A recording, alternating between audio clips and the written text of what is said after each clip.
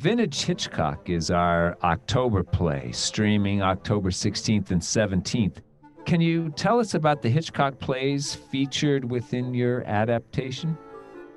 The Hitchcock films that are in Vintage Hitchcock are three of his early films from the British period. What was interesting there was that the first one, The Lodger, is actually a silent film. So that was very different to actually take a silent film and turn it into a piece that is the opposite of silent, a piece that relies exclusively on audio.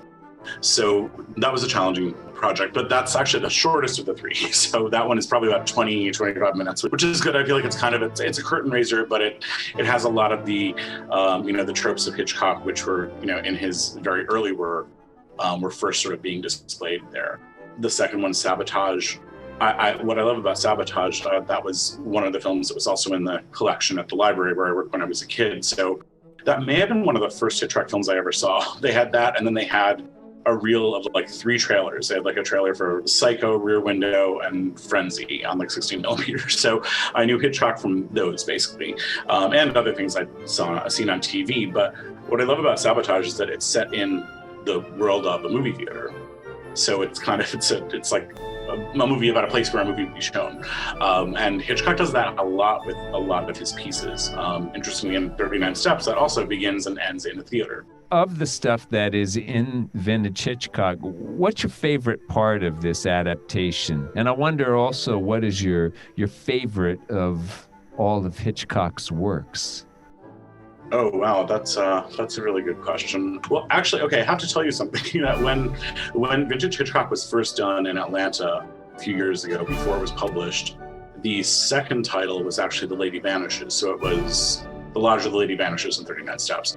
When it went to get published and we started looking at all the underlying material and all of that, it got switched over to Sabotage. So I've actually never seen or heard Sabotage to this point. So I will be hearing that for the first time with your production, and I'm looking forward to that. But as far as my favorite out of those 3, so I guess I can't say Sabotage is because I don't know what it is. Maybe it will be. I like The Lodger a lot. I've been looking at 39 Steps a lot lately because there's also another upcoming Hitchcock project that I'm working on for next year, and I've been looking a lot at 39 Steps and North by Northwest as those two being sort of parallel pieces, one in the UK and one in the US, but they're both sort of wrong man on the run. What about all-time favorite Hitchcock work? Hitchcock. I have to say it's probably Rear Window.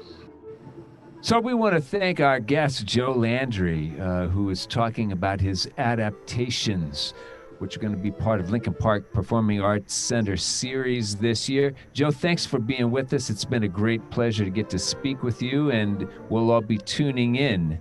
Thank you so much. It was a pleasure.